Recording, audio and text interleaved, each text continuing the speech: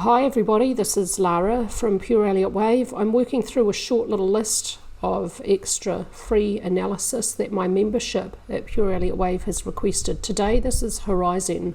Before I get into that, a reminder that I keep getting asked to update Bitcoin. I update Bitcoin every Monday, but that's only available on a subscription basis on my website pureelliottwave.com. If you're interested in looking at that subscription for regular Bitcoin analysis, the link is in the description box down below.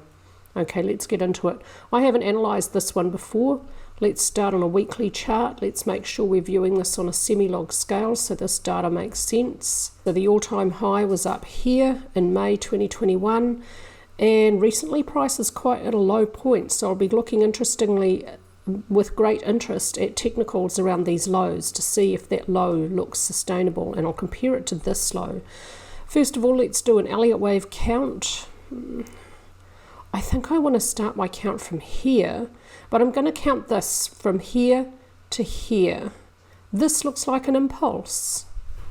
So if that's an impulse, then this from here to here may be a correction, and then the trend for Horizen would be down. I think I might have to have two Elliott Wave counts. Let's consider this could be a huge zigzag. Let's make this cycle. And let's see if this will subdivide A, B, C. I get accused often by random people on the internet of having a bullish bias for crypto. I'm just labeling what I see, and I hope that this shows you, no, I don't have a bullish bias. If B moves beyond the start of A though, then A can't be a 5. We could have a double combination. I think I need to try a double combo here. Again, cycle degrees. So W could have been a zigzag. X, a three-wave structure, joining the two structures in a combination. Because X has moved beyond the start of W, this would most likely be a double combination, not a double zigzag. Double zigzags normally have a strong counter-trend slope, and the X waves are normally brief and shallow. This is neither brief nor shallow. But let's see if this will subdivide as a corrective structure. Yeah, I think I'd rather want to put this down here. The proportion looks better, doesn't it? Either way, you're not going to have A and C that are equal in length. C is 10.41, A is 63. That's okay, they don't have to be equal in length. It's just they're more likely to be. That looks like a really horrible third wave. I don't like that. I think the first wave could be some kind of diagonal. I don't think this is going to work. 3 is too short. 3 is shorter than 1, and 5 is longer than 3. And let's see if it'll subdivide as an impulse. That's the only other possible structure for it. Oh yeah, okay. 1 could have been some kind of diagonal at lower time frames. 2 looks like a pretty good zigzag, doesn't it? 3, is this going to work? That's the key to the wave count. I think this could be in here. Now, does the middle of it work? No, it doesn't. I wonder maybe if the volume wasn't big enough for reasonable looking Elliott Wave structures back there for Horizen. That's a problem. The middle of that third wave doesn't work. Maybe we need to start the wave count off at a later point when there's more volume. Okay, well let's look at X. This looks like it could be either a zigzag or an impulse. Nope, I'd put A and B down here, and then C an impulse. Nope, I'd put 1 and 2 down here, and that looks actually pretty good. So this upward movement looks pretty good. No, not there. As an impulse, nope, and then I'd have 3 and 4 here, and 4 I'd have here, and then 5 looks like a 5-wave impulse. Yeah, that looks pretty good. Okay, so then Y, okay, zooming out and looking at the bigger picture here, there's a really big problem with the middle of this third wave. So this downward movement does not subdivide well as a zigzag. It could be a double zigzag, but you cannot label multiples within multiples. I can't relabel cycle wave W as a double zigzag. because there's an Elliott Wave rule that states the maximum number of corrective structures within a multiple is 3. If you label multiples within multiples, it multiplies the total number of corrective structures within the multiple beyond 3 and violates the Elliott Wave rule. So one of the most commonly simply ignored or completely misunderstood Elliott Wave rules. I can't break that Elliott Wave rule. So this downward move, I think maybe volume was too light. Let's have a quick look at volume.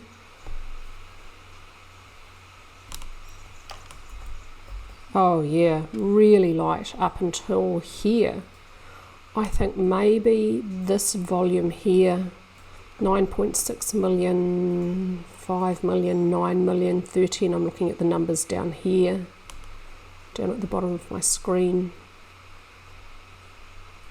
Really light volume. I think I need to start my Elliott Wave count down at that low and just ignore this. Okay, let's save that. I'm going to start a new wave count and I'm going to start it from here. Okay, this move from here to here could be either a 3 or a 5. I've just seen it as a 3. Let's see if it'll fit as a 5. If it's a 5, we could be looking at an impulse unfolding higher. Let's label the cycle degree. Let's start the wave count down at that low. So this would be wave 1. This could be wave 2. Let's see if wave 1 will subdivide as an impulse. It doesn't look like an ending diagonal, nope. Again, the 5th wave looks like a really good 5-wave impulse. Now the 3rd wave, is this going to work? I think it will. No. Why does it say it can't work? I can see no problems here at all. Now we could have the 3rd wave over there. Is this middle of it going to work? No, I would want to put this here. Is that going to work? Yeah. And like this. Oh yeah, and that looks great actually. Yep, that's going to work. Is this possibly a leading expanding diagonal? Let's have a look. Motive wave says that's not going to fit. 3 is longer than 1, 5 is longer than 3, 4 is longer than 2. Yeah, that looks as other trend lines. They work. Why did you think you couldn't do that, motive wave? That works fine. Okay. Yes, that does fit beautifully as a 5-wave impulse. Now let's see if 2 will fit as a zigzag. Let's try a single zigzag first, because I think that might have better proportion. Yeah, like that. I think A could be a leading contracting diagonal. Let's look. Motive wave says yes. Checking wavelengths. 3 is shorter than 1, 5 is shorter than 3, 4 is shorter than 2. The trend lines must converge. That's a rule. Yes, they do. Not perfect actually. I don't like the upper trend line as much. No, that's got to go here. That's better. Ooh, that is better. And now the 5th wave has a little overshoot of the 1-3 trend line. That's a really, really common look for the end of a 5th wave of a diagonal. I don't like that C wave, possibly another diagonal.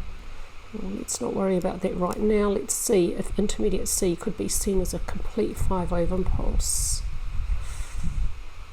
I think I'd want to put 3 and 4 here. Okay, so now I think I can see 1 as an impulse. I'm not sure about that 3rd wave.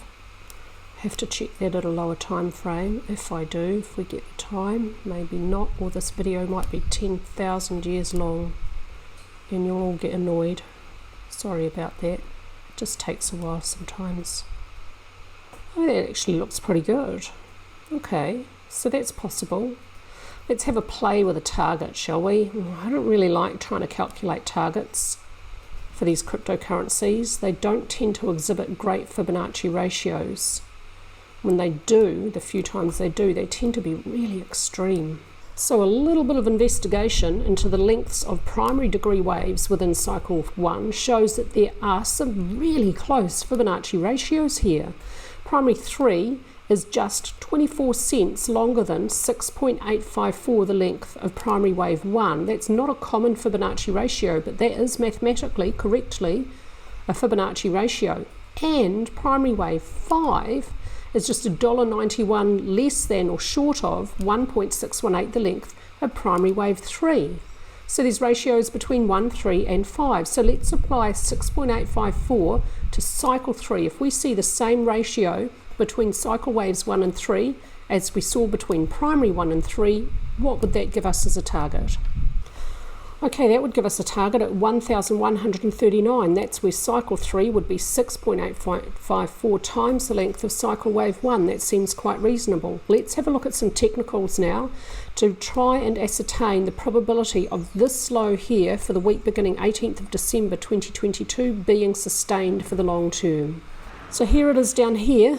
I want to compare this major important low with this previous major important low. So let's look at this one first. So there is a hammer candlestick pattern and a bullish engulfing candlestick pattern on the weekly time frame at that low. The bullish candlestick patterns did not have push from volume, however. Volume was actively pushing price lower as price moved down to the low, and declining as price began to move up off the low in the very early stages of that low. On balance, volume reached lows with price, would have given a bearish signal here, a break below support, follow through, resolved, no signal at the low. ADX did not reach extreme for the downward trend. At the low there was a downward trend indicated. RSI did not reach oversold. It doesn't look like there's no bullish divergence either. Wow, that would have been really hard to pick. Money flow, likewise, no bullish divergence at the low, did not reach oversold. And stochastics oversold at the low, but that can remain oversold for quite a long time. So let's compare and contrast that one with the current low. This would have been very, very difficult to identify at the time. There's nothing in this chart that would have made me extremely bullish at this low. At the weekly time frame, we have a dragonfly doji at this low, just like we had at that previous major sustained low. There's also a bullish engulfing candlestick pattern here, coming up off support, which now may be expected about $8.30. There's a little bit zone of resistance that price is hitting here around about $11.30 to around about $14.50, $14.60. So there's quite a strong zone of resistance here. Price is squeezed between resistance and support. We need to see a breakout of this small zone in order to have confidence of the direction for the next trend. Moving up off this low, this is impressive to see. We're seeing some strength in volume up off that low. We saw that before here though, and yet price from here continued on lower. So on its own, this is not indicative of the low being sustained. And when we saw it back here, we didn't see, well, these three could be considered a morning star, not a perfect morning star. That's a weaker candlestick reversal pattern. We're seeing stronger candlestick reversal patterns here. What context is this coming in? On balance volume, we could draw a resistance, we could draw support here and look for a short-term signal. ADX for the downward trend did reach extreme, not very extreme though. How extreme can it get? For an upward trend, very, very extreme, above 60. For the previous downward trend, didn't reach extreme back there, has reached extreme here, so that didn't happen in the last sustained low. RSI again did not reach oversold, so the low here, or the close, $8.42, and the close here, $9.39. There is some bullish divergence from here to here between price and RSI. Price closed lower and RSI moved higher. So considering an extreme trend, bullish divergence with RSI, I think there's a better than 50-50 probability that that low is going to be sustained, but I'd only judge it to be maybe 60 to 70%. The divergence is only single, RSI didn't reach oversold, and ADX only just reached extreme. There could be more to go to the downside. These indicators could become more extreme. We could see double or multiple bullish divergence between price and RSI before we find a sustained low. Money flow also exhibiting some divergence. The close here, $9.20, and the close here, $15.82. So money flow is moving higher while price closed lower. And stochastics neutral, money flow neutral, and RSI neutral. In the short term, I want to see a breakout above resistance or below support for confidence. And for the midterm, I want to see a new high above 22.4482 for confidence that this low back down here is sustained. Let's also use a trend channel. This is an extremely conservative channel. I would prefer to be more conservative than having a steeply sloped channel. A breach of this channel on the weekly chart or on the daily chart by a full green daily candlestick above and not touching this trend line would add further confidence that this low is sustained. So that's what I'm looking for, a new high above 22.4482 and following that a breach of this channel. Depending on your risk appetite, you may only want to wait for the price point to be breached.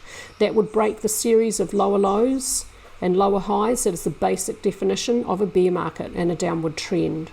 That's why that price point is so important. If that happens, then I would have some reasonable confidence in this target. But at this stage, I do acknowledge that this second wave could continue lower, although it is pretty deep down here. That's it for me with Horizen for you. I hope everyone's having a great day.